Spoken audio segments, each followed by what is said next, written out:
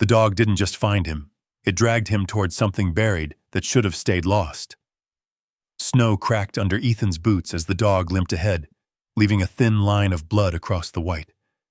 Then it stopped, ears up, body stiff, and began scratching at a patch of frozen ground that didn't sound right. Hollow. Beneath it, something metal echoed back. Ethan froze, breath catching as the wind carried a faint, unnatural hum from below. What do you think is hidden under the mountain? The sound didn't belong to the wind. Ethan Hayes woke before his eyes opened, the way he always did now, body already moving, hand closing around the cold steel of the knife resting beside his bed. His breath came shallow, controlled, barely visible in the frigid air that leaked through the cracks of the cabin walls. There it was again. Faint scrape, then a pause, then another, slower this time, weaker. Not branches, not animals in the trees, too deliberate. He stayed still, listening. The Blue Ridge Mountains had a way of swallowing sound, especially under fresh snow. The world outside his cabin had been buried hours ago, thick white silence pressing against the windows. No engines, no voices, no movement for miles. But this was right outside his door. Ethan slid off the narrow bed without a sound, boots already waiting beneath him. He didn't turn on a light, didn't need to. Moonlight leaked through the frost-covered window, enough to trace the outline of the room, the old wood stove, the table with half-cleaned gear, the rifle leaning in the corner. His body moved on old programming. Check angles, control breathing, listen before stepping. Was another scrape. Closer now. Ethan approached the door from the side, never directly in front. His left hand hovered near the latch, right hand gripping the knife in reverse hold. He leaned slightly, ear inches from the wood. A low sound followed. Not a growl, not quite a whine. Something in between. Alive. He exhaled slowly, then lifted the bar lock with careful pressure, easing it free without a sound. The hinges protested anyway, just enough to make his jaw tighten. Cold air rushed in immediately, biting against his face, carrying the sharp scent of snow and pine. And blood. Ethan froze. There, collapsed against the threshold, half buried in fresh snow, lay a German shepherd. Its fur, thick, dark, once clean, was matted and stiff with frozen blood. One hind leg twisted unnaturally beneath it, while its sides rose and fell in shallow, uneven breaths.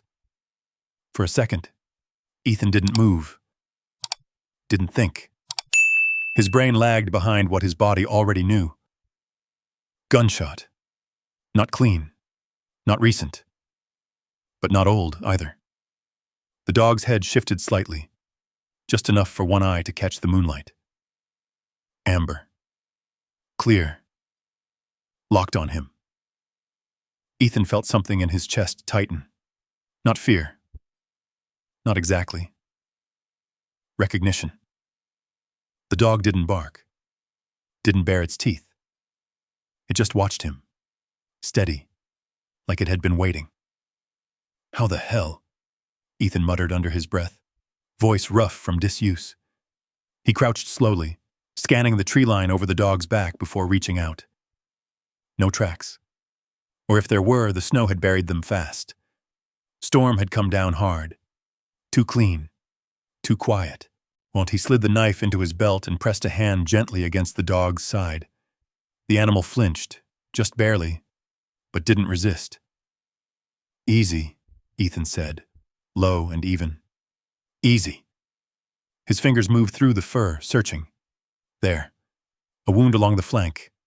Entry point small, tight. Blood frozen around it in jagged patterns. Not from a fall. Not from another animal. Ethan's jaw clenched. Someone did this to you. The dog's breathing hitched, but its eyes never left his face. Training flashed through him like muscle memory. Check bleeding, stabilize, move to warmth. The same steps he'd followed years ago in a different place, under a different sky. Dust instead of snow, heat instead of cold, and the sound, always the sound, of something breaking apart in the distance. Ethan blinked hard, forcing the image away. Not now. But he slipped his arms under the dog's body, testing weight. Heavy, close to 90 pounds. Dead weight. His shoulders protested immediately as he lifted, the old injury in his right side pulling tight. He ignored it, adjusting his grip and stepping backward into the cabin. The door kicked shut behind him. Inside, the air felt warmer, though it wasn't by much. The fire in the stove had burned low, coals glowing faintly beneath ash. Ethan lowered the dog onto a worn blanket near the hearth and moved fast. Fuel first, then flame. His hands worked automatically, stacking wood, striking the match, coaxing the fire back to life. Light flickered across the room, shadows stretching and shrinking against the walls. The dog didn't move, just watched. Ethan grabbed a dented metal bowl, filled it with what water hadn't frozen solid, and set it nearby. Then he reached for the small kit under the table. Leftover supplies, scraps, things he never quite threw away. Not much. Enough. He knelt again, closer this time, and began cutting away the fur around the wound. The dog's muscles tensed beneath his hands, but it stayed still. Good, Ethan murmured. Stay with me. The smell hit him harder now. Blood, iron, something deeper beneath it. His stomach turned slightly, a reflex he hadn't shaken. For a split second, the cabin disappeared, replaced by a dim hallway, flickering light, voices shouting in a language he no longer heard clearly.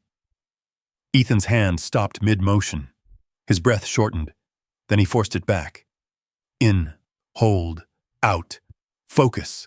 He pressed the cloth against the wound. Steady pressure. The dog didn't cry out. Didn't even pull away. It just kept staring at him. Yeah, Ethan said quietly, more to himself than the animal. I know. Minutes passed, or maybe longer. Time didn't move the same out here. When he finally leaned back, his hands were stained, his shoulders tight, his breathing heavier than he liked. The bleeding had slowed, not stopped. But enough. Ethan sat back on his heels, studying the animal for the first time without urgency. Big. Bigger than most shepherds. Build was wrong for a stray. Too solid, too clean under the damage. Not a farm dog. Not someone's pet. Something else. His gaze shifted to the dog's neck. There, half hidden beneath clumped fur, something metallic caught the firelight. Ethan reached out slowly, fingers brushing through the hair until he found it. A tag. Old. Worn, edges smoothed by time. Yet he wiped it with the corner of his sleeve, clearing away dried blood. The engraving was faint, but still there. K9 unit.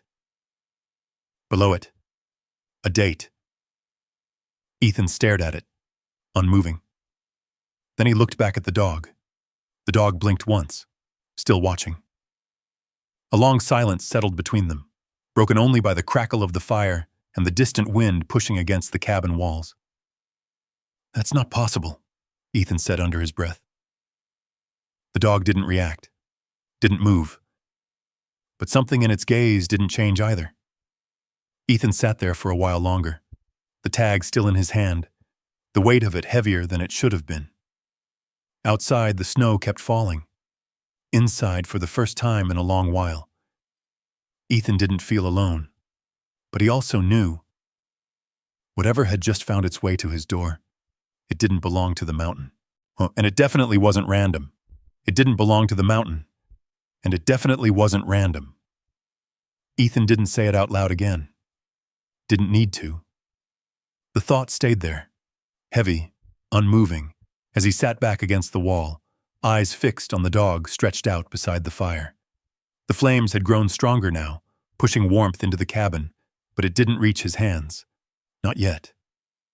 He flexed his fingers slowly, watching the tremor he couldn't quite control. Cold, he told himself. Just the cold. The dog shifted slightly on the blanket, a low breath escaping its chest. Not a whine. Not pain exactly. More like something caught halfway between holding on and letting go. Ethan leaned forward again, resting his forearms on his knees. He studied the rise and fall of the animal's ribs, counting without realizing it. 1, 2.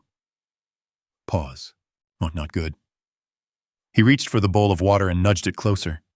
The dog's head didn't lift. Didn't move. Yeah, Ethan muttered.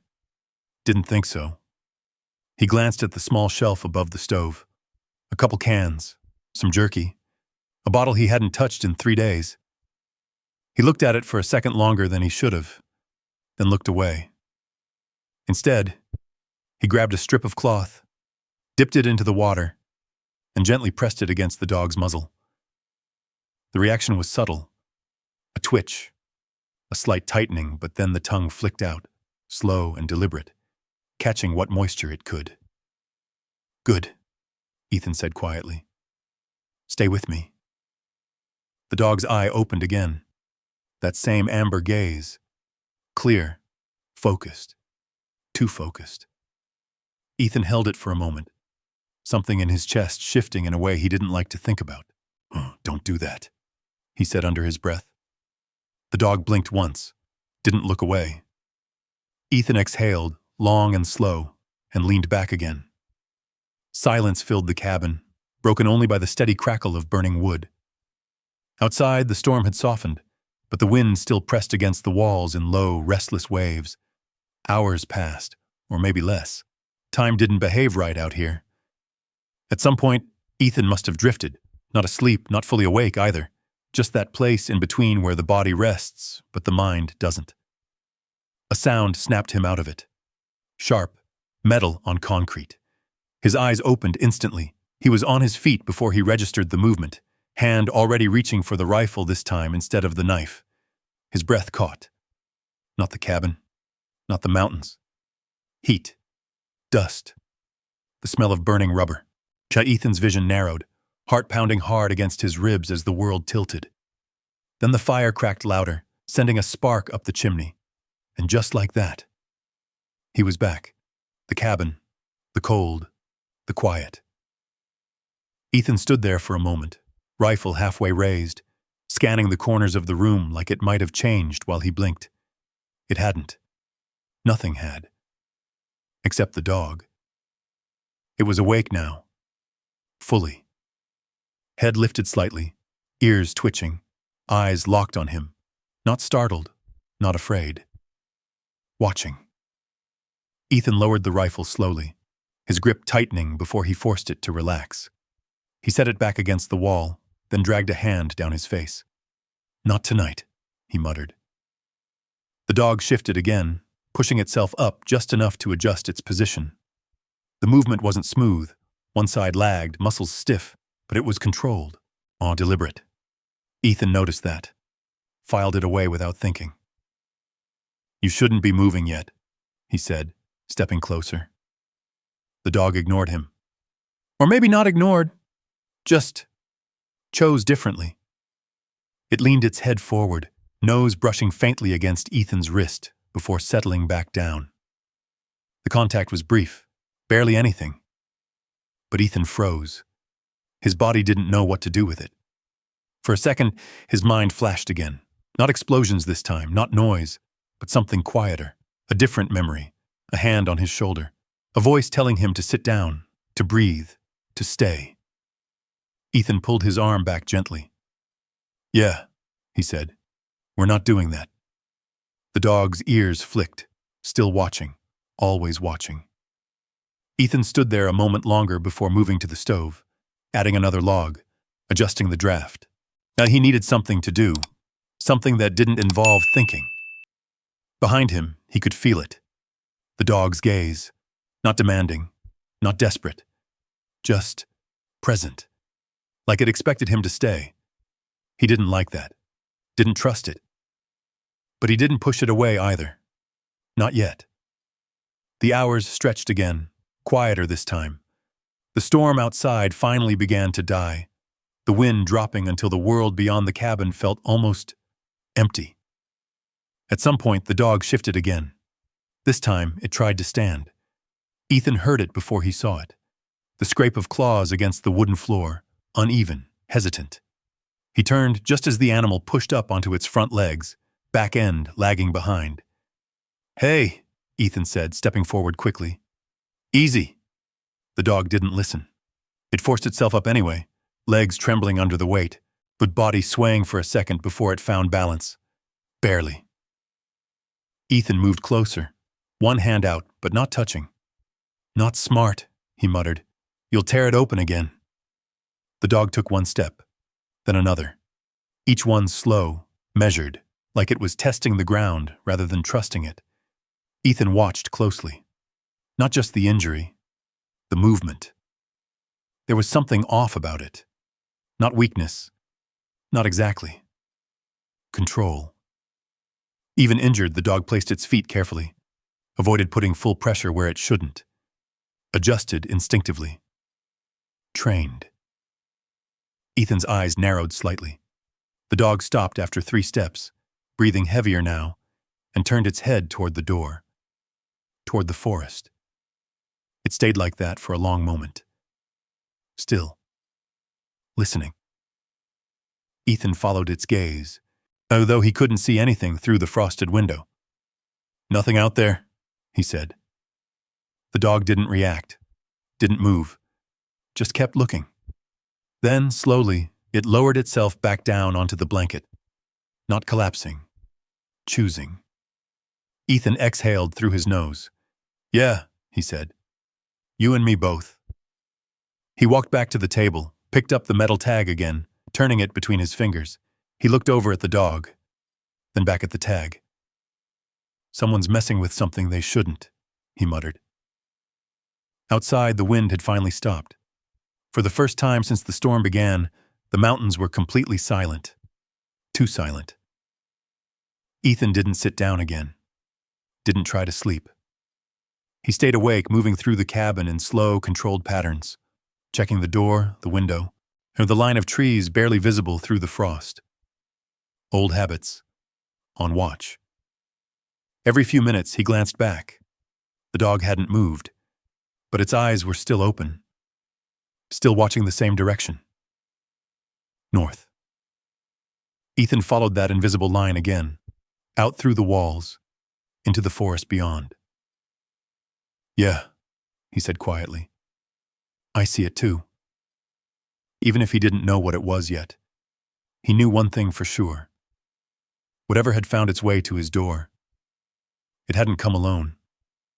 Whatever had found its way to his door, it hadn't come alone. Ethan didn't say it out loud this time. The thought settled somewhere deeper, quieter, the kind that didn't need words to stay alive. Dawn came slow, not with color, but with a dull gray light that pressed through the window like something reluctant. The storm had passed, but leaving the world outside buried under a thick, untouched layer of snow. No wind, no movement, just silence. Ethan stood near the door, one hand resting lightly against the wood, eyes scanning the tree line beyond the clearing. The cold had sharpened everything, the edges of the mountains, the shadows between branches, the stillness itself. Too clean. He stepped outside. Boots sank deep into fresh powder with a muted crunch. He paused immediately, letting the sound fade before taking another step. His breath fogged in front of him, drifting slowly before disappearing into nothing. The clearing was exactly as it should have been. No tire tracks, no footprints, no broken branches. Nothing. Ethan crouched near the edge of the porch, eyes narrowing as he examined the snow where the dog had been. Well, there should have been a trail, something leading in, something leading out. There wasn't. Only the shallow depression where the dog had collapsed. That's not how it works, he muttered. Even in heavy snowfall, something should have remained. A drag mark, a disturbance, anything. But the mountain had swallowed it whole. Ethan straightened slowly, gaze shifting north, without meaning to. Same direction. The same one the dog had been staring at all night. He held it for a moment, then turned back inside. The cabin felt different now. Not warmer, not safer.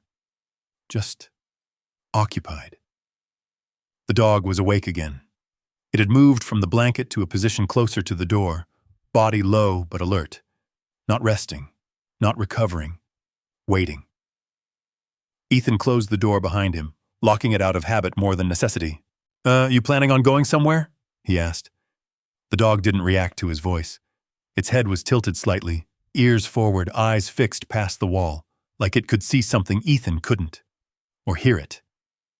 Ethan grabbed a piece of jerky from the table, crouched down, and held it out. "Try this." The dog didn't even look at it, didn't sniff, didn't hesitate. Nothing. Ethan frowned. "Suit yourself." He dropped the piece near its paw and watched. Nothing. Not even a glance. "All right," Ethan said quietly. "So you're not starving." He leaned back against the wall, studying it again. The wound should have slowed it more, should have weakened it. But the way it held itself, the way its weight shifted, balanced, it didn't match what he knew. Didn't match anything normal. Ethan pushed off the wall and moved toward the stove, checking the fire. His movements were slower now, deliberate. Every action measured, like he was trying not to disturb something fragile in the room.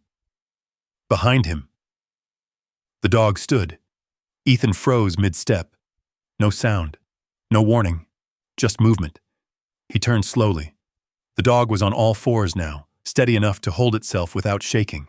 Its head was already angled toward the door again, muscles along its back tight beneath the fur. Then, it took a step, not toward Ethan, toward the door. "Hey," Ethan said, sharper this time. The dog paused, just for a second, then took another step. Ethan moved quickly, cutting it off before it could reach the latch. "You're not going anywhere," he said.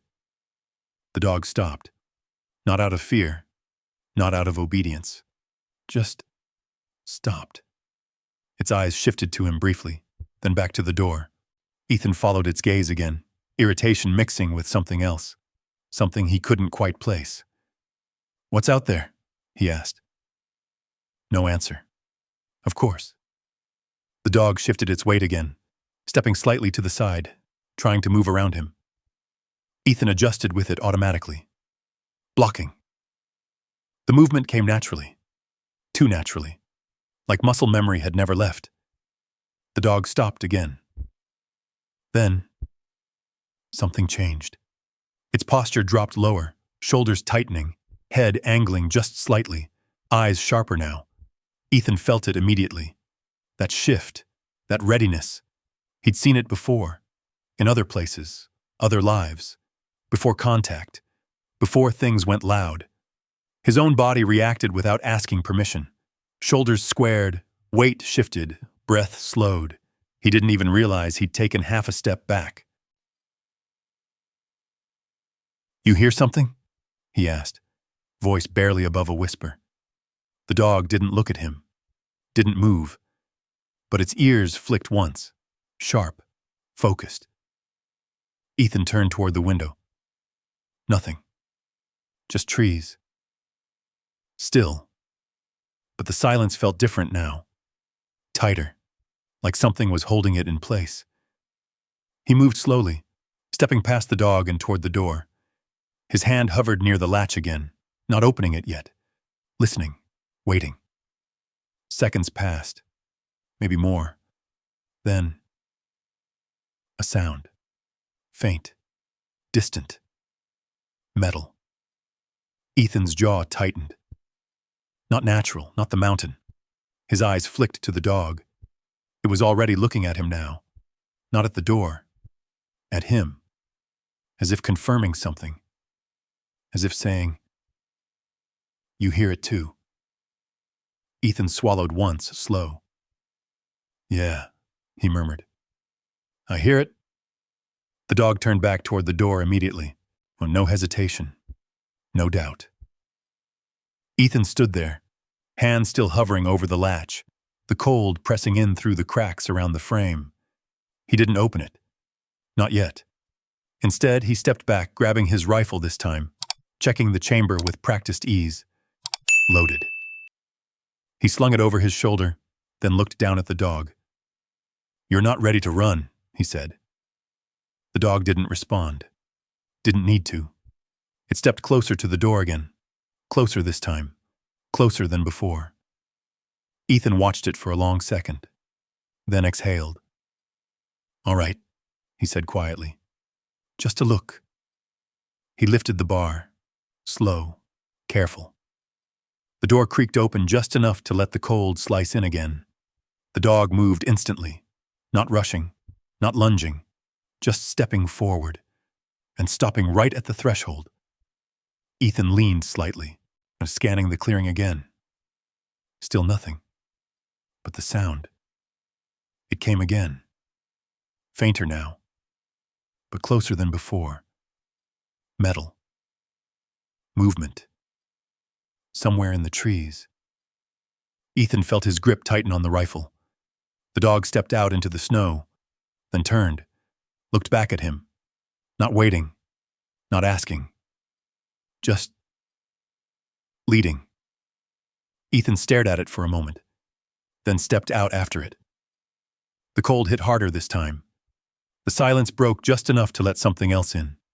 And for the first time since the storm, Ethan wasn't standing still anymore. He was following. Ethan wasn't standing still anymore. He was following. The dog moved ahead of him without hesitation. Not fast, not reckless, just steady. Each step placed with intent, as if it already knew where it was going, and more importantly, where not to step, whilst Ethan noticed that immediately. The way it avoided certain patches of snow, the way it angled around fallen branches instead of over them, the way it paused, not randomly, but at points where the terrain opened up, checking, clearing. He didn't think about it. His body just adjusted. He dropped his center of gravity slightly, shortening his stride, letting the dog take point while he covered the angles it didn't. Rifle low, not raised, yet ready. The trees closed in around them as they moved past the edge of the clearing. Snow hung heavy on branches overhead, muting sound, absorbing everything, except that faint metallic echo. It came again. Closer now. Ethan stopped. The dog stopped at the exact same moment. No command given, no signal exchanged. Just sink. Ethan crouched slightly, eyes scanning left to right, while tracking shadows, depth, spacing. The forest wasn't dense enough to hide a full vehicle, but a man? Easy. Too easy. He shifted his footing, placing himself behind a narrow trunk, using it for partial cover. Not enough, but better than open exposure. The dog didn't look back. It remained forward-facing, ears angled, head tilted slightly as if triangulating the sound. Ethan followed its line of sight. Nothing. Just snow, trees. Silence. Then, a flicker. Movement. Barely there. Ethan caught it in the corner of his eye, just past a cluster of pines maybe 50 yards out. Something dark, low, gone the next second. His grip tightened. "Contact?" he whispered, more out of instinct than certainty. The dog's body lowered instantly. Not fear. Preparation. Ethan's pulse ticked up a notch. "Yeah," he muttered. "Oh, you saw it too." He shifted again, moving laterally instead of forward now, changing angle, trying to get a clearer line through the trees. Another sound. Different this time. A crunch. Deliberate. Not him. Not the dog. Someone else. Ethan dropped lower, knees bending, weight balanced, rifle coming up just slightly. Not aimed, but aligned. "All right," he breathed. "Let's not make this loud." The dog didn't move, didn't rush. It stayed where it was, head still angled toward the same direction. Then, it did something that made Ethan pause. It stepped backward. Not retreating. Repositioning. It moved just enough to place itself between Ethan and the direction of the sound. Blocking. Ethan's eyes narrowed. "Hey," he whispered. "That's not your job." The dog didn't acknowledge him. It held position. Still. Focused. Ethan exhaled slowly. Then the forest shifted. A figure stepped out from behind the trees. Male. Mid-30s, maybe. Heavy jacket, gloves, no visible weapon. But that didn't mean anything. The man stopped the moment he saw Ethan. They both froze. Snow drifted between them, slow and quiet. The distance was enough that details blurred, but not enough to hide intent. Ethan didn't raise the rifle, didn't lower it either. He just held it where it was. Neutral, but ready. The man glanced at the dog first, then back to Ethan. His posture changed slightly. Not aggressive, but not casual either. "Didn't expect anyone out here," the man called, voice carrying just enough to reach. Ethan didn't respond right away. He watched, listened, waited. Another figure appeared behind the first, older, broader, same kind of jacket. Yet they didn't move closer, didn't spread out. Just stood there, observing. Ethan finally spoke. "Same could be said for you." The first man gave a short, almost amused breath. "Fair enough." His eyes shifted again, to the dog. Stayed there longer this time. "That yours?" Ethan didn't answer. The dog didn't react, didn't bark, didn't growl. It just stood there, silent, low, coiled like something waiting for a signal. The second man spoke this time. "We're looking for some land up this way. Old property. Used to belong to the government." Ethan's expression didn't change. "Lot of land out here." "Yeah," the first man said. "This one's specific." Silence again. The air tightened. Ethan felt it. That shift. That quiet pressure that came before things went wrong. He adjusted his stance slightly, not enough to give himself better leverage if needed. "Don't know anything about it," he said. The first man nodded slowly. "All right." But he didn't leave. Neither of them did. Their eyes kept moving, not scanning randomly, looking, measuring. Ethan followed their gaze without turning his head. They weren't just looking at him. They were mapping. Distance, terrain, cover. The dog shifted slightly in front of him. Lower now, closer to the ground. Ethan's voice dropped. "You've got about 10 seconds to decide if you're passing through," he said. "Or making this something else." The first man held his gaze.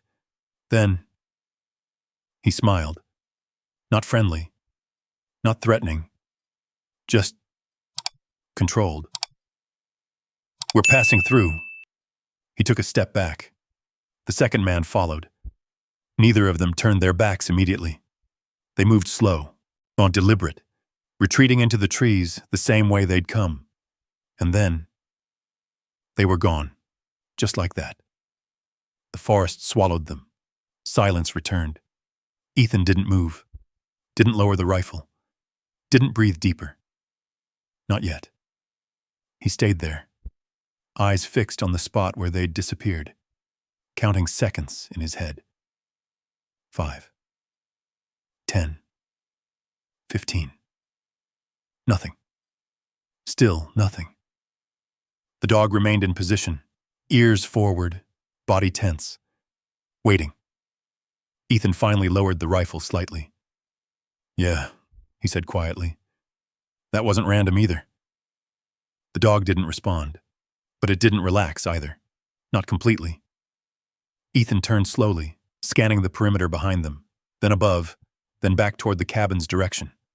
Everything looked the same. But it wasn't. He could feel it. That thin line had been crossed. Someone knew, or was close to knowing. He looked down at the dog. "You picked a hell of a time to show up," he muttered. The dog glanced back at him briefly, then turned again. North. Always north. Ethan followed that line one more time, deeper into the trees where the men had come from. Then he exhaled. Long, controlled. "All right," he said. "No more waiting." He stepped forward. This time, not just following, but choosing to. And the dog moved ahead again, silent as ever, leading him deeper into something that was no longer just a mystery. It was a problem, and it was getting closer. It was a problem, and it was getting closer. Ethan didn't look back toward the cabin again. Not because he didn't want to, but because something in him already knew that turning around now would mean choosing ignorance, choosing safety over answers. Yes, and that wasn't how this worked anymore. Not after the men. Not after the tag. Not after the way the dog kept looking north like it was remembering something instead of searching. The snow creaked softly under his boots as he followed. The dog, still silent, still steady, moved ahead, weaving between trees without hesitation. Its pace wasn't fast, but it never slowed, never questioned direction. Ethan adjusted to it. He shortened his stride, staying just far enough behind to keep full visibility without crowding. His rifle stayed low, angled slightly off his shoulder, ready to rise without needing adjustment. Every few steps he paused, listened, not just for movement, but for absence. The forest had a rhythm, wind through branches, snow shifting, distant cracks from ice settling. But when those stopped, that's when things mattered. He stepped over a fallen log, placing his foot down carefully on the far side, testing the surface before committing weight. No unnecessary noise. No sharp movements. Old habits. Still there. Still sharp. The dog stopped suddenly. Ethan froze instantly, dropping slightly into a crouch without thinking. No command. No signal. Just stop, he waited, counted. 1, 2, 3. The dog tilted its head slightly, ears adjusting. Ethan followed its line of sight. Nothing obvious.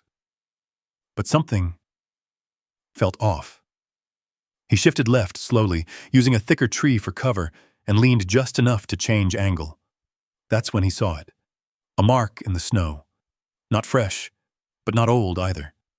A partial imprint, boot tread, half filled by wind and falling powder. Not his, and not from this morning, and not from the men earlier either. Different direction, different approach. Ethan crouched lower, studying it without touching. Deep enough to carry weight. Single track, whoever it was had moved alone, fast, and not worried about being seen. That's not good, he whispered. The dog didn't move. It stayed focused ahead. Ethan stood slowly, eyes scanning outward again. All right, he murmured. You're not just guessing. The dog stepped forward again. No hesitation. Like the track didn't matter. Like it already knew something Ethan didn't. He followed. Deeper now. The trees thickened, branches tighter overhead, light filtering down in narrow shafts. Snow grew uneven, packed in some places, loose in others. The terrain shifted, higher, steeper. Ethan adjusted his path instinctively, angling across the slope instead of climbing straight. Less exposure, better footing. The dog mirrored it, not copying, already doing it. Ethan noticed that too. You've been here before, he said quietly. The dog didn't react, but its pace didn't change either. Minutes passed, or longer. Then, the dog veered slightly right, not sharply, just enough to shift direction. Ethan followed, stepping around a cluster of rocks half buried in snow. And then he saw it. A structure. Barely visible at first. Just lines where the forest shouldn't have lines. Wood. Straight edges. Hidden behind years of overgrowth and snowfall. Ethan stopped. His eyes narrowed. You've got to be kidding me. The cabin sat low against the terrain, almost swallowed by it. Roof sagging slightly under the weight of snow. Windows dark. No smoke. No movement. But it wasn't decayed. Not the way it should have been. The wood wasn't rotting. Not fully. The door closed. Ethan took a step forward, then stopped again. His eyes dropped. The snow around the structure, disturbed, subtle, but there. Not fresh, but not untouched either. He shifted his weight slightly, scanning wider now, checking angles, checking approach routes. No immediate movement, no sound. But the feeling, that pressure, it was back. The dog moved past him, straight toward the cabin. "No," Ethan said quietly. "Not yet." The dog didn't stop. It reached the door, paused, then turned slightly, looking back at him. Not waiting, not asking, just expecting. Ethan exhaled slowly. "Yeah," he muttered. "Figured you'd say that." He approached carefully, angling slightly off-center from the door, avoiding standing directly in front of it. His eyes moved constantly, left, right, above. No broken glass, no signs of forced entry, no footprints leading clearly in or out. The handle. Old. Metal. Ethan reached out, testing it gently. Locked. From the outside. His brow tightened. "That's backwards." The dog stepped closer, nose near the bottom of the door, sniffing once. Then it moved sideways, toward the floorboards just inside the threshold, and began to paw. Not wildly, not frantically, deliberately. Same spot. Again and again. Ethan watched, then stepped closer. "Hold." The word slipped out before he thought about it. The dog froze instantly, every muscle locked. Ethan blinked. Slow. "You didn't hesitate." The dog didn't move. No, didn't even breathe differently. Ethan crouched down, running his hand over the wooden boards just inside the door. Smooth. Too smooth. Not warped. Not cracked like the rest. He pressed lightly. Nothing. Shifted pressure. Still nothing. Then, his fingers found it. A slight indentation. Barely noticeable. He pressed. A faint click echoed beneath the wood. Ethan's eyes lifted slowly. Then he pushed harder. The board shifted. Just a fraction. Enough. He looked at the dog. "You knew." The dog didn't react. Didn't need to. Ethan slid his fingers under the edge of the board and pulled. The section lifted, revealing darkness beneath. Cold air drifted up from below, stale, unmoving. Old, not abandoned, preserved. Ethan leaned slightly, peering into the opening. A narrow space, a drop of maybe 3 feet. Well, then, a tunnel. His grip tightened on the edge of the wood. The forest behind him faded from his awareness. The cabin, the men, the snow, everything narrowed down to that opening. "That's not just a cellar," he said quietly. The dog stepped closer, looking down, then back at him. Ethan swallowed once, slow, then nodded. "Yeah," he said. "I see it." He stood, reaching back for his flashlight, checking it with a quick flick. Working. Of course it was. He took one last look over his shoulder. The forest remained still, but it didn't feel empty anymore. Not at all. Ethan turned back, and this time, he didn't hesitate. He lowered himself into the darkness, and the dog followed. He lowered himself into the darkness, and the dog followed. The cold changed the moment Ethan dropped below the floor. Not the sharp, biting cold of the mountain, but something heavier, stale, still. Air that hadn't moved in a long time. His boots hit packed earth, soft, not natural. He steadied himself, one hand braced against the wooden frame above, the other tightening around the flashlight. The beam cut through the dark in a narrow cone, catching dust suspended in the air, undisturbed until now. "Stay close," he murmured. The dog landed beside him without a sound. No stumble, no hesitation, just precise. Ethan noticed that again, always precise.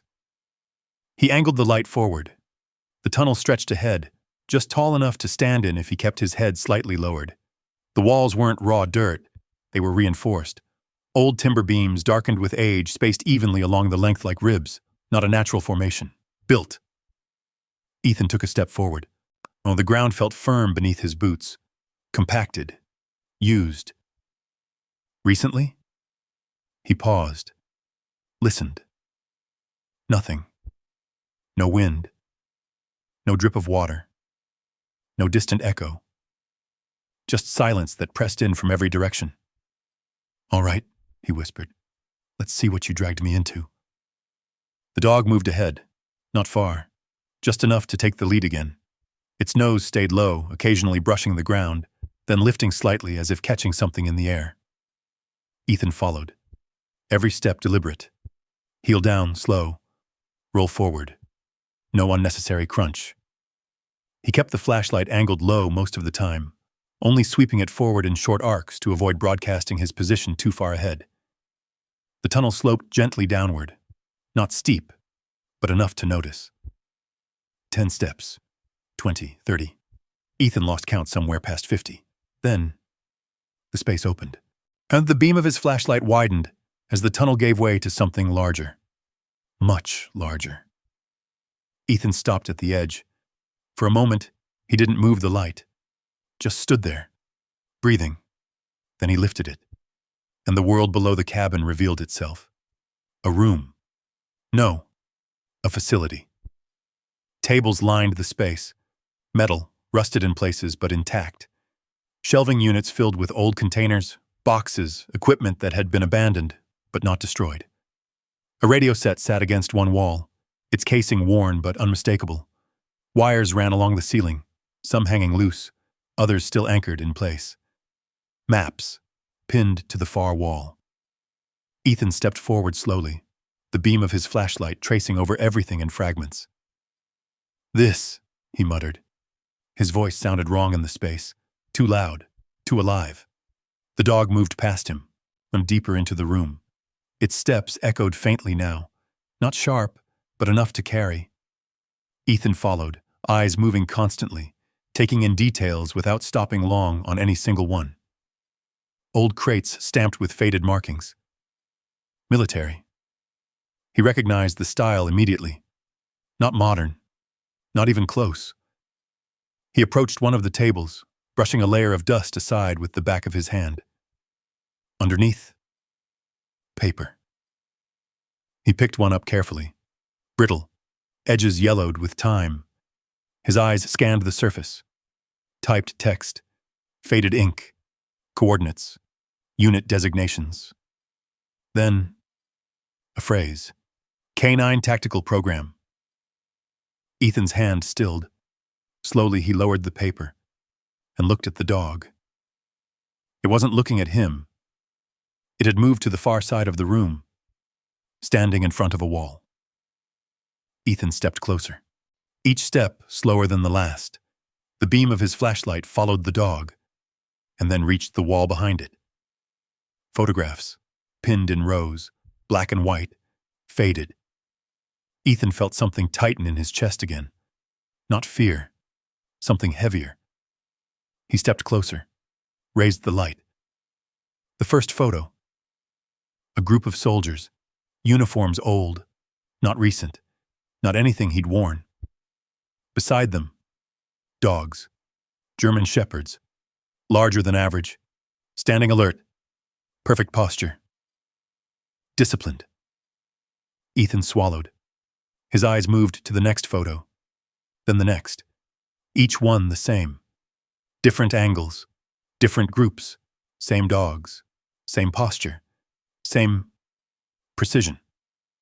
He shifted the light slightly. The dog standing in front of him didn't move, didn't react, just stood there. Ethan stepped closer, closer, until the beam centered fully on one photograph near the middle. His breath slowed, then stopped. The dog in the photo looked exactly like the one beside him. Same build, same eyes, same everything. Ethan didn't speak, didn't move.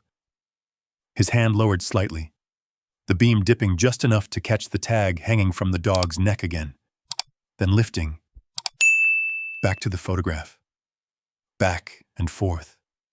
Real, image, real, image. "No," he said quietly. The dog turned its head slightly, not confused, not curious, just acknowledging. Ethan shook his head once, slow, That's not possible. His voice sounded smaller now, less certain. He stepped back half a pace, scanning the rest of the wall. More photos, more dogs, some marked, numbers scribbled beneath them. Units, subjects, designations. Ethan's eyes moved faster now, piecing together fragments without fully understanding them yet. This isn't just a camp, he muttered.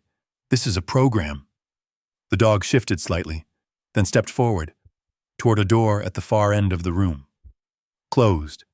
Metal. Different from the rest. Ethan watched it go, then looked back once more at the photographs, at the one that matched, at the date printed faintly in the corner. His jaw tightened. This place was never meant to be found, he said under his breath. The dog stopped at the door, waited. Ethan exhaled slowly, then followed. Because whatever this was, it wasn't just history. It was still connected, still active. And somehow, it had led him here. And somehow, it had led him here. Ethan didn't reach for the metal door right away. He stood a few feet behind the dog, the flashlight beam steady on its back, watching the way it held itself, still, focused, as if it had been in this exact spot before. Not curious, not cautious. Certain. Ethan's eyes shifted to the door. Metal. Thick. Industrial. Different from everything else down here. The handle wasn't a knob, it was a latch system. Old design. Reinforced. His hand hovered near it, then stopped. He turned slightly, sweeping the light across the rest of the room again. No dust disturbance. No fresh tracks. No signs of recent use, and yet everything felt preserved, not abandoned. Waiting. Ethan stepped closer. The dog didn't move, didn't need to. Ethan reached out and placed his hand on the latch. Cold. Solid. He pulled. At first, nothing. Then, a faint shift. The mechanism resisted, and then gave just enough for the seal to break with a low, hollow sound. Air moved, barely, but enough. Ethan pushed the door open. Slow, controlled. The hinges groaned softly, long unused, but not rusted shut. The beam of his flashlight cut into the darkness beyond, and revealed another room, bigger, more organized, more intentional. Ethan stepped inside. The air here was different, cleaner, drier. The floor wasn't dirt, concrete. He crouched instinctively, running his fingers along it. Smooth, poured. This wasn't just a bunker. This was infrastructure. The dog walked past him again, moving deeper into the space. Ethan followed. His light traced over rows of equipment, some covered, some exposed. Cabinets lined the walls, metal lockers, tables with instruments he couldn't immediately identify, then symbols. Painted, faded, but still visible. Unit markings. Ethan recognized the structure. Not the exact insignia, but the format. Military. He moved closer. The beam settled on a wall where a larger map had been pinned, still intact. Edges curled slightly with age, but the surface, clear. Ethan stepped in, studied it. Topography, mountain ranges, coordinates marked in careful ink, and lines, routes, supply paths. He traced one with his finger. It led directly to this location. Ethan's jaw tightened. This wasn't hidden, he said quietly. It was protected. The dog stopped again. Different spot this time, near a smaller table. Ethan approached slowly. The table held a stack of folders, old, bound. He picked one up. The cover cracked slightly as he opened it. Inside, typed pages. German. He didn't read the language fluently, but enough words stood out. Enough to piece together fragments. Canine. Training. Cognitive. He flipped another page. Diagrams. Dogs. Detailed. Annotated. Ethan exhaled slowly. This wasn't just training. he murmured. He set the folder down carefully, reached for another, more of the same, but deeper, more technical, more focused. He turned a page and froze. A list. Subjects. Numbered. Ethan's eyes moved down the page. Subject 1, Subject 2, Subject 3, each with notes beside them. Status, condition, outcome. Then, near the bottom, a line that looked different, marked, underlined. Subject R7, unaccounted for. Ethan didn't blink, didn't move. The words stayed there, heavy, cold, slowly. He turned his head. The dog was sitting now, right beside him, still, watching. Ethan looked back at the page, then at the dog again. "No," he said under his breath. "That's not—" The dog didn't react, didn't shift, just held his gaze. Ethan's grip tightened on the folder. "You're telling me—" He stopped, didn't finish the sentence, didn't need to. The pieces were already moving, already connecting, too fast, too clean. His breath slowed, then steadied.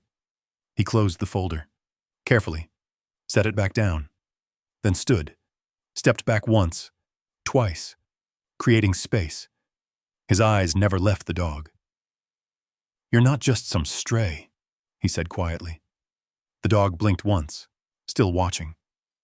Ethan ran a hand through his hair, pacing once across the room before stopping again. "This place—" He turned, scanning everything again, but differently now.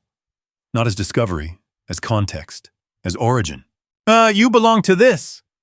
The dog stood, not suddenly, not aggressively, just acknowledging. Ethan exhaled sharply through his nose. "Yeah," he muttered.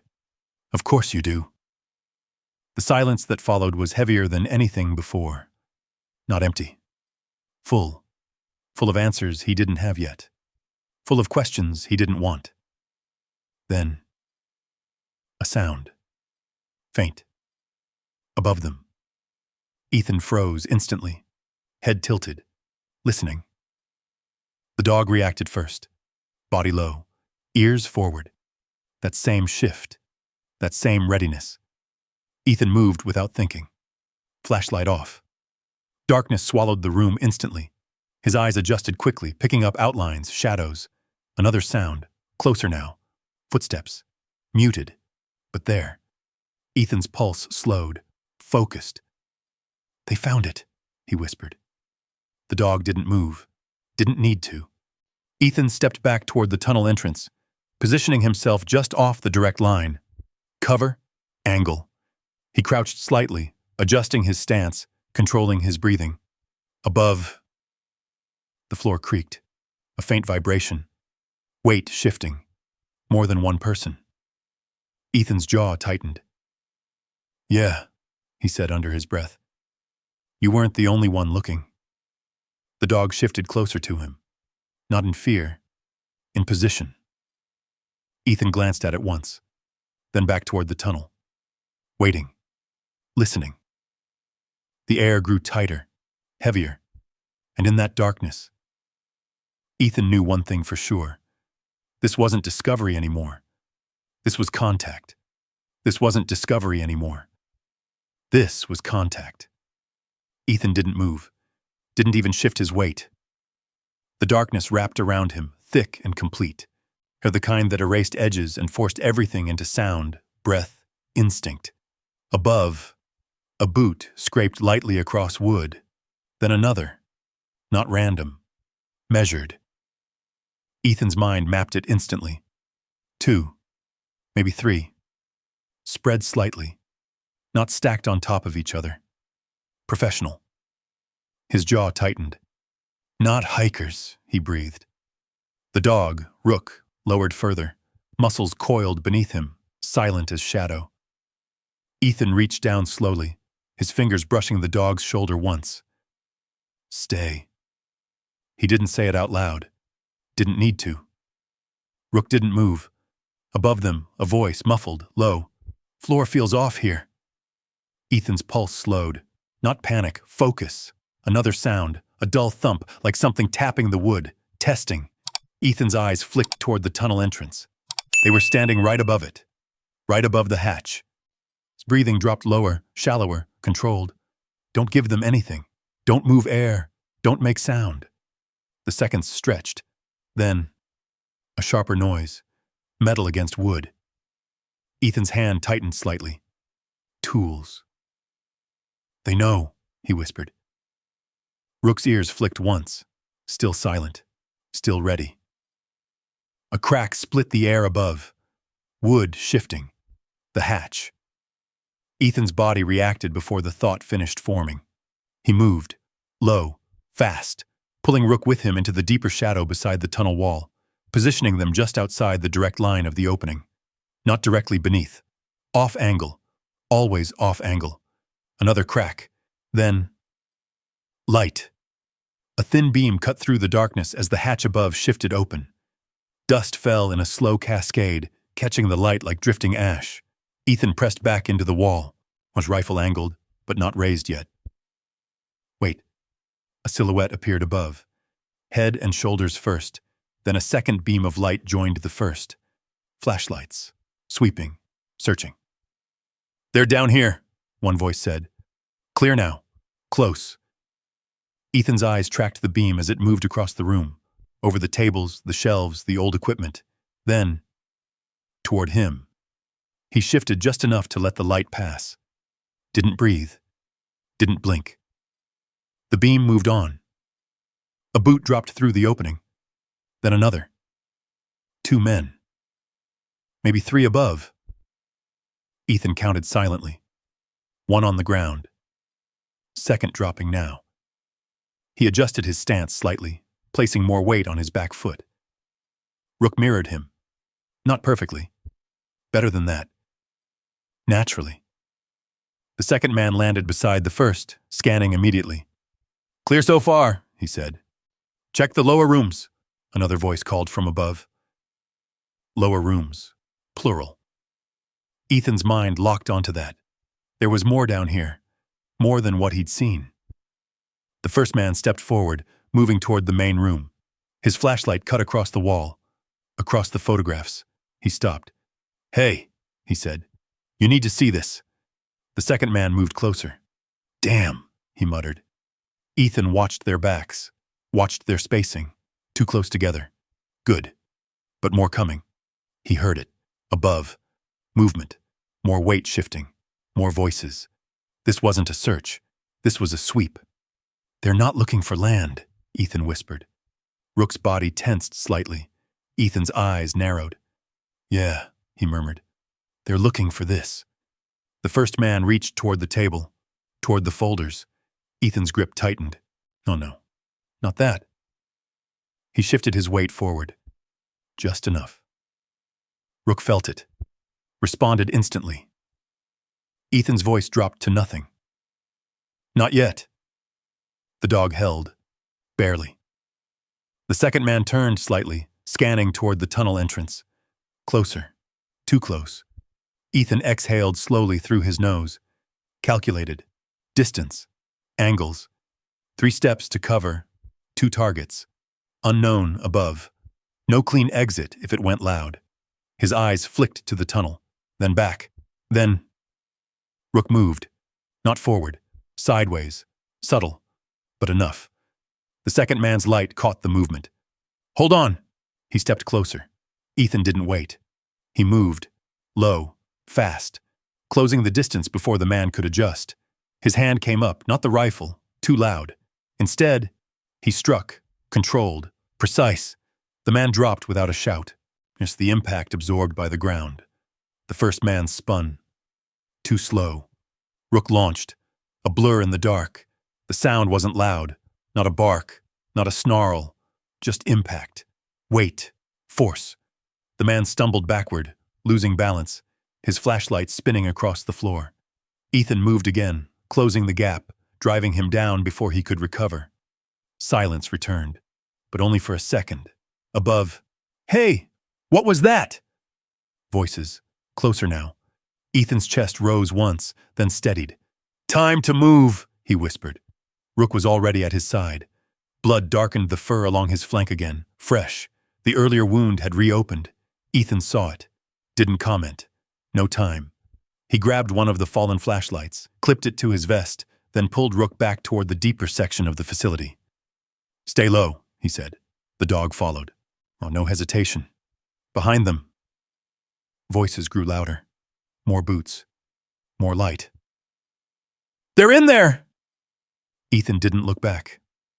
Didn't slow. He moved deeper into the darkness, into the parts of the camp he hadn't seen yet. Because whatever this place was, it wasn't empty. And now, it wasn't hidden anymore. And now, it wasn't hidden anymore.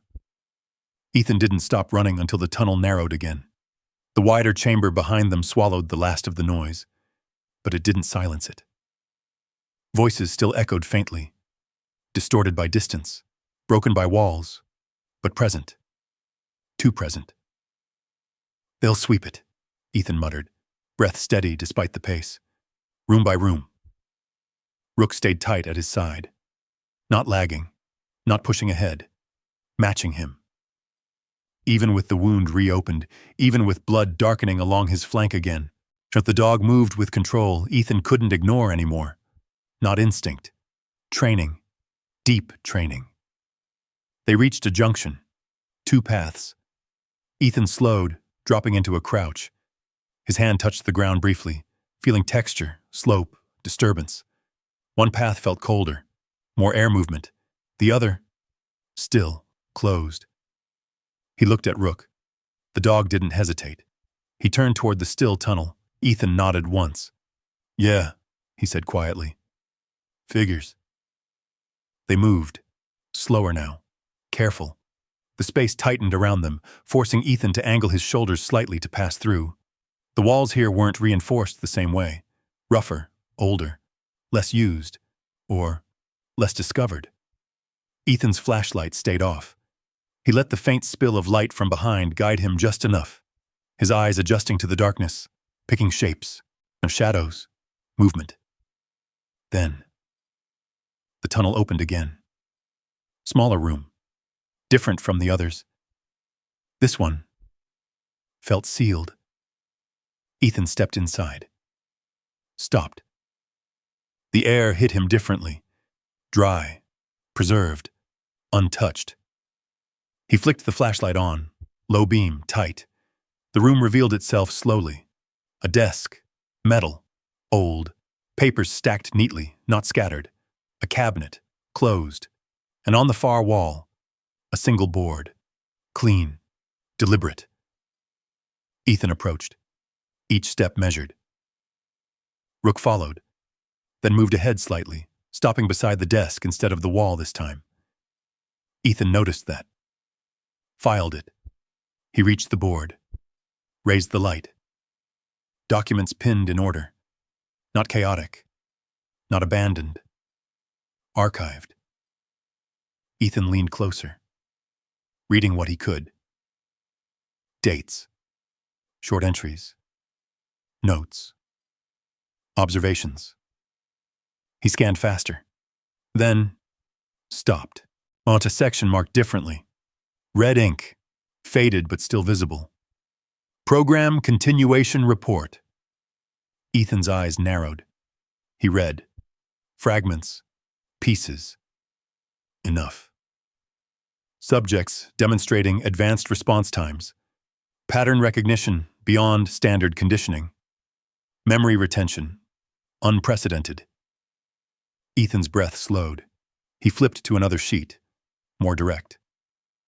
Subject classification upgraded. Integration with tactical units approved. Field deployment pending. Ethan's jaw tightened. This wasn't experimental, he whispered. This was operational. Behind him. Rook shifted. Ethan didn't turn. He kept reading. Another page. More notes. More structure. Less theory. More results. Then, at the bottom, a final section. Different, short, marked heavily. Subject R7. Ethan felt it before he processed it. That same pressure, that same weight. He read, highest adaptation rate, retains command recognition, without reinforcement. Independent decision-making observed. Ethan's grip tightened slightly on the paper. He kept going. Subject exhibits loyalty beyond conditioning parameters. Recommend preservation. Priority asset. Then, the last line. Faint. Almost erased. Lost during transport. Status unknown. Ethan lowered the paper slowly. Didn't move. Didn't speak. The silence in the room felt heavier than the tunnel. He turned his head. Slow. Rook was sitting again, watching him. Not confused. Not uncertain. Just there. Ethan exhaled once. Long. You weren't just part of this, he said quietly. Rook didn't react. Didn't blink.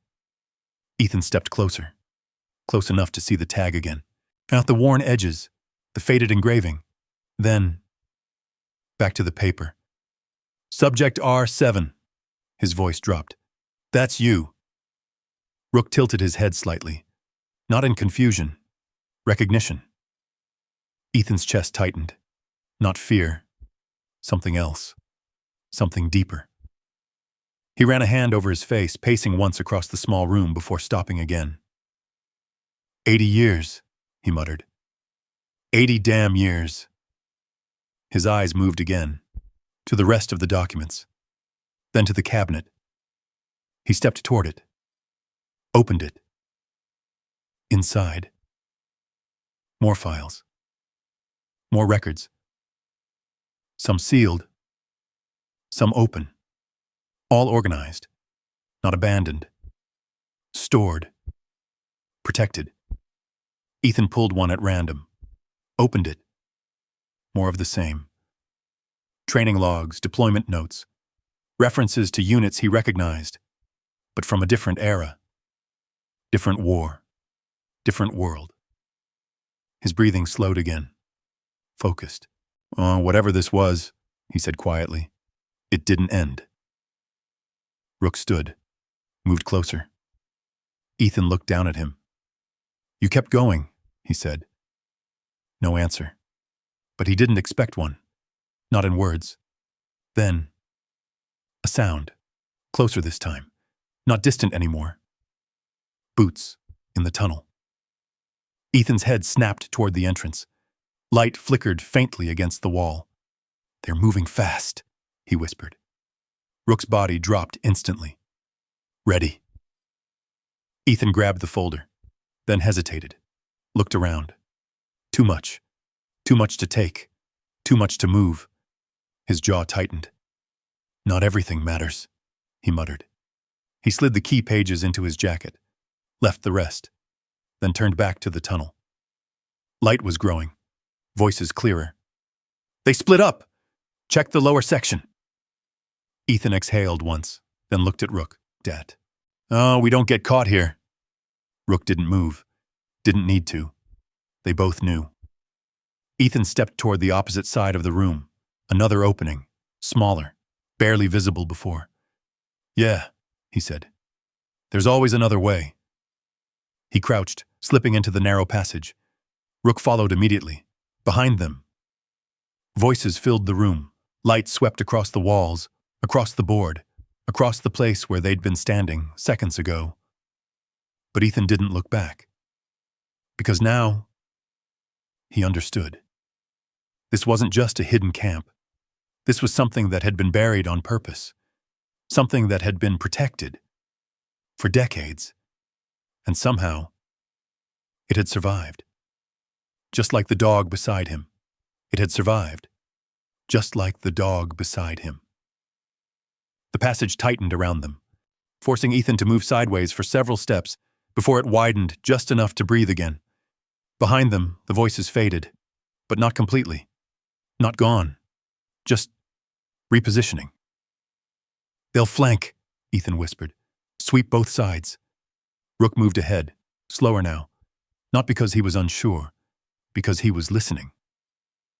Ethan matched the pace, his hand brushing the wall occasionally to keep orientation without needing light. His flashlight stayed off. Light was a liability now.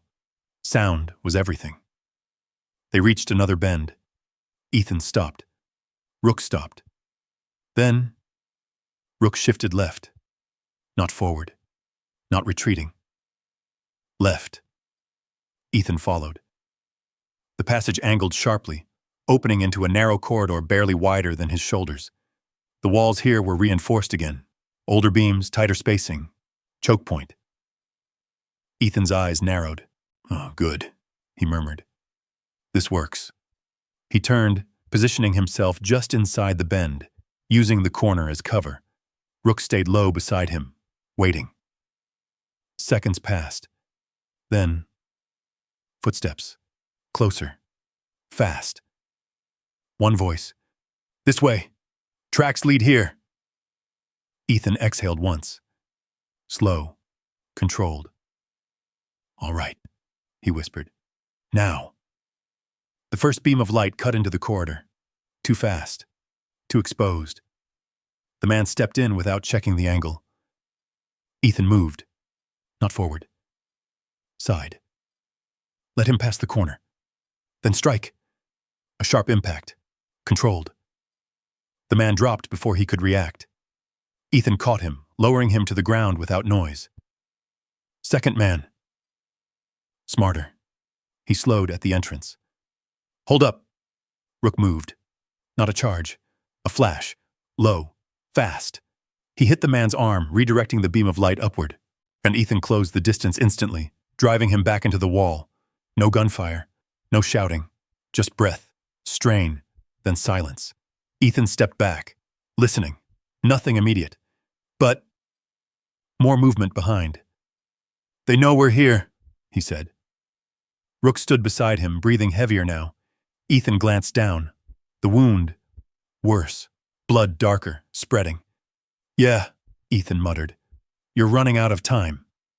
Rook didn't respond. Didn't slow. He moved forward again. Deeper. Ethan followed. They pushed through another turn, and the corridor opened again. Larger space, but not like before. This one felt different. Less equipment. More structure. Concrete walls. A long, narrow room. And at the far end, a ladder. Up. Ethan's eyes locked on it. "Exit," he said. Rook didn't go for it. He stopped halfway, turned, or listened. Ethan followed his gaze. The sound came again. Closer. Multiple. Not cautious anymore. Aggressive. "They're pushing," Ethan said. Rook stepped forward, then stopped again. He looked at Ethan. Direct. Unmoving. Ethan frowned slightly. "What?" Rook didn't move. Didn't turn. Just held him there. For a second. Ethan didn't understand. Then, the sound shifted. Behind them. Not just from one direction. Both. Ethan's eyes widened slightly. "They split," he muttered. "Damn it!" He turned quickly, scanning the room. One exit. The ladder. No alternate route. No side passage. No cover. "Not good," he said. Rook moved again. Toward the ladder. Then stopped halfway. Turned back. And this time, Ethan understood. "You're buying time," he said quietly. Rook didn't blink. Didn't hesitate. Ethan shook his head once. "No." Rook stepped forward again. Firm. Ethan stepped in front of him, blocking. "Not happening." Rook shifted. Not aggressive. Just persistent. Ethan's voice dropped. "We go together." Rook's ears flicked. The sound behind them. Closer. Boots. Voices. Light. Ethan exhaled. Fast now. Decisions tightening. "All right," he said. "We move." He grabbed the ladder, testing it once, then started climbing. Fast. Controlled. Rook followed. Even injured. Even bleeding. He climbed. Not scrambling. Not slipping. Each movement precise. Ethan reached the top, pushing against the hatch. It resisted, then gave. Cold air rushed in again. Daylight. Ethan pulled himself through, rolling onto snow, then turned immediately, reaching down. Rook came up, slower now, but steady. Ethan grabbed him, pulling him clear. The hatch slammed shut behind them.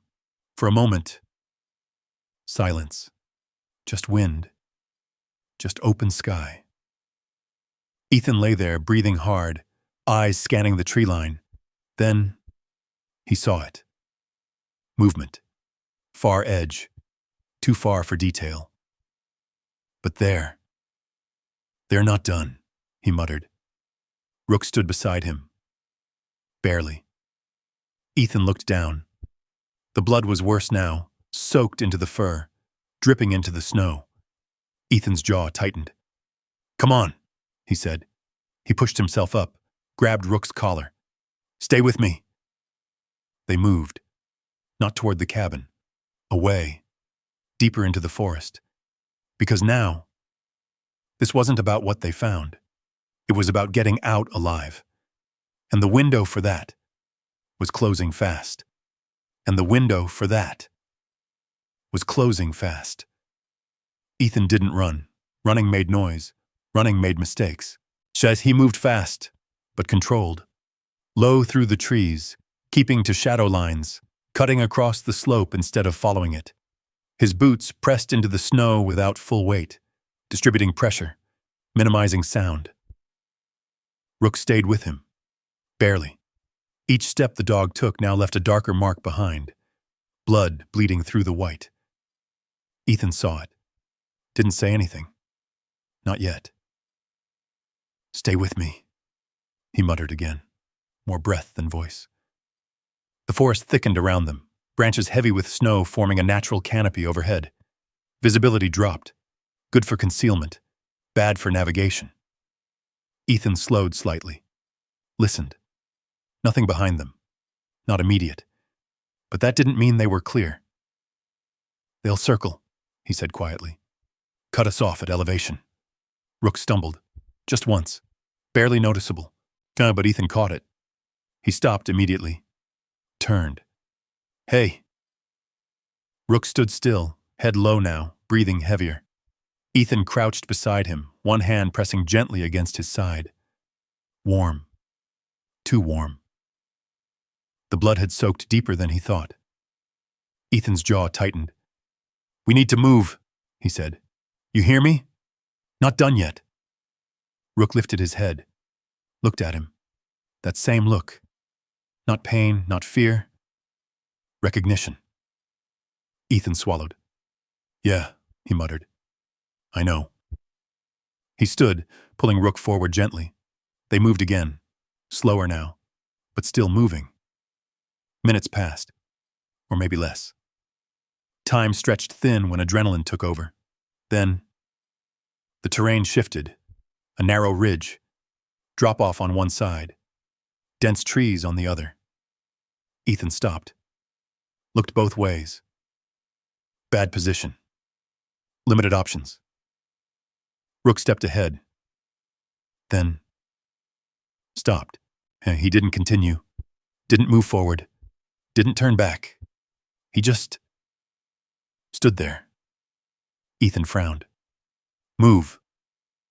Rook didn't. Ethan stepped closer. "Rook." Nothing. The dog's body lowered slightly, not collapsing, bracing. Ethan felt it before he understood it. That shift, that decision. "No," he said quietly. Rook turned his head, looked at him, and for the first time, there was something else in that gaze. Not just awareness. Not just training. Something deeper. Something final. Ethan shook his head once. No. Rook stepped away from him. Not forward. Back. Toward the trees. Opposite direction. Ethan's voice tightened. "Don't." Rook paused, then gave a low sound. Not a growl, not a whine. Something in between. Ethan felt it hit him harder than anything that had happened down there. "No," he said again. And Rook moved, not toward safety, not toward the ridge, back into the forest, toward where they had come from, toward the threat. Ethan's chest tightened. His feet didn't move, didn't follow, didn't stop him. He just stood there, watching. Rook! The dog stopped once more, turned, looked at him, and in that moment, Ethan understood. Not in words, not in logic, but in something older, something built into bone, into instinct, into every decision made when there were no good options left. Buy time. Create distance. Protect the asset. Ethan exhaled slowly. His shoulders dropped just slightly. Yeah, he said quietly. I know that one. Rook held his gaze for one more second, then turned and disappeared into the trees. Fast. Gone. The forest swallowed him, just like it had swallowed everything else, and Ethan stood there, alone. The wind picked up slightly, moving through the branches above. For a second, everything felt too still, too quiet. Then, a distant sound, movement, voices, following, but not toward him, toward Rook. Ethan's jaw clenched. His hand tightened into a fist. Every instinct in him screamed to turn back, to go after him, to fix it, to change it. But he didn't move, didn't step, didn't break, because he knew what that choice meant. He'd made it before, seen it made, watched men walk into worse so others didn't have to. And now, it wasn't a man. It was a dog. Ethan closed his eyes for half a second, then opened them again. Clear, focused. All right, he said, and turned. He moved, not running, not hesitating. Forward, away, because that's what Rook had given him. Distance, time. And if he wasted it, then none of it meant anything. Ethan pushed through the trees, moving along the ridge, angling downward now, putting terrain between him and the direction Rook had gone. The sounds behind him shifted, faded. Then, nothing. No voices, no movement. Just wind again. Just forest. Ethan didn't stop. Not for a long time. Not until the light began to fade and the mountains started to settle into evening. Only then, he slowed. Just slightly. His breathing steadied. His steps softened. And the silence returned. But it wasn't the same. Not anymore. Ethan kept moving, because standing still now wasn't an option. Because standing still now wasn't an option. Ethan kept moving until the light was gone. Not sunset. Gone. The kind of dark that erased depth, flattened distance, and turned every tree into a silhouette that didn't belong. He didn't light a fire, didn't risk it. Instead, he found a shallow depression beneath a cluster of fallen pine, cleared just enough space to sit with his back against the trunk, knees drawn slightly in, keeping his profile low. Old habits. Still there. Always there. The cold settled in fast. He didn't fight it, just adjusted. Breathing slow. Listening. Nothing followed. No voices. No movement. Just wind threading through branches and the distant crack of ice shifting somewhere deeper in the mountain. Ethan closed his eyes. Not to sleep. Just to reset. But the moment he did, it came back. The sound. Sharp. Close. Not here, not now, Afghanistan. Dry heat instead of snow. A flash. White. Then, impact. His body reacted before his mind did. Head he jerked forward, hand reaching for something that wasn't there anymore. Knife, weapon, anything. Breath caught, held, then released. Slow, controlled. Not there, he muttered. Not anymore. He opened his eyes. Dark again. Cold again. real again. Ethan leaned his head back against the tree, staring into nothing, and for the first time since it happened, since the ridge, since Rook turned back, he didn't push it away, didn't compartmentalize, didn't bury it. He let it sit. That moment, that look, that choice. It didn't need words, didn't need explanation. He knew exactly what it was, and why. The wind shifted. Ethan's head turned slightly. Listening. Still nothing. The mountain had gone quiet. Too quiet. The kind of quiet that came after something ended, or something changed.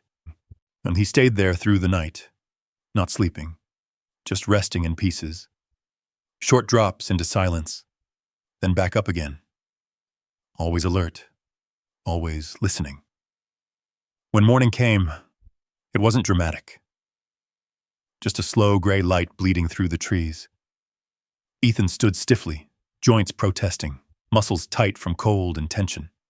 He rolled his shoulder once, checked his surroundings. No tracks near him, no sign of pursuit. They had followed the other direction, exactly like Rook wanted. Ethan swallowed, then turned, not toward the ridge, not toward the tunnel, away, down the mountain. Hours passed. He moved steady, deliberate, until the trees began to thin, until the slope eased, until the first sign of the old logging path came into view beneath the snow. Civilization, or close enough. Ethan stopped at the edge and looked back once. The mountain stood behind him, silent, unchanged, like nothing had ever happened inside it. He turned again and kept walking. Weeks passed, then months. The cabin was gone, not burned, not destroyed, just left. Ethan didn't go back, didn't need to. Some places were meant to stay where they were. Some things didn't come back with you. He found a place closer to town. Nothing big. Small structure, wood, solid, enough.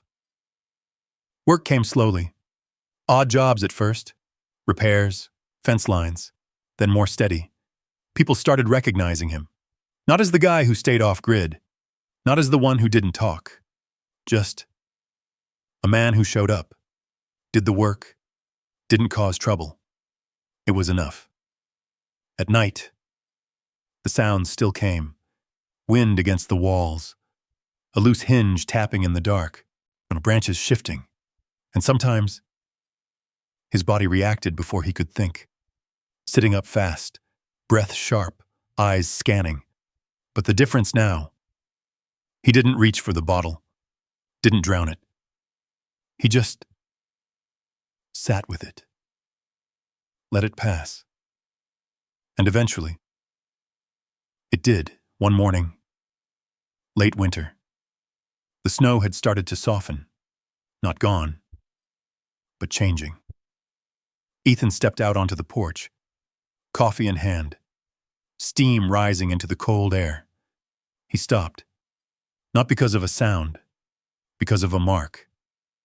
There, in the snow. Fresh. Not his, not from the road. Closer, right near the steps. Ethan didn't move, just looked. One set of prints. Small. Too small to be what he expected. Too deliberate to be random. He set the cup down slowly, stepped forward. Each movement controlled, measured. The prints led to the edge of the porch, then stopped. Ethan's eyes lifted, and there, standing just beyond the last step, a German shepherd, young, still growing, ears not fully settled yet, body lean, eyes sharp, watching him. Ethan didn't move, didn't speak. The dog didn't bark, didn't approach, just stood there, like it had been waiting. Ethan's gaze dropped to its collar. Metal. Old. Not polished. worn. A piece of something that had been broken once. Half a tag. The engraving. Faded. But still there. Ethan exhaled slowly, his hand lowered slightly. Not reaching. Not yet. The dog tilted its head. Just a fraction. The wind moved between them. Cold. Clean. Ethan stood there. Not rushing. Not reacting. Just present. Then finally, he spoke. Soft. Steady. Hey. The dog didn't move, but its tail shifted once, low or controlled. Ethan took one step forward, then stopped again. No sudden movements. No pressure. Just space, just time. Because some things you didn't force. Some things came back when they were ready. And this one had already found him once. Ethan nodded slightly, more to himself than anything else. All right, he said quietly. And for the first time in a long time, he didn't feel alone. And for the first time in a long time, he didn't feel alone. If that moment stayed with you, just drop a 1 in the comments. And if you've ever had something or someone find you when you needed it most, drop a 0. I read every single one.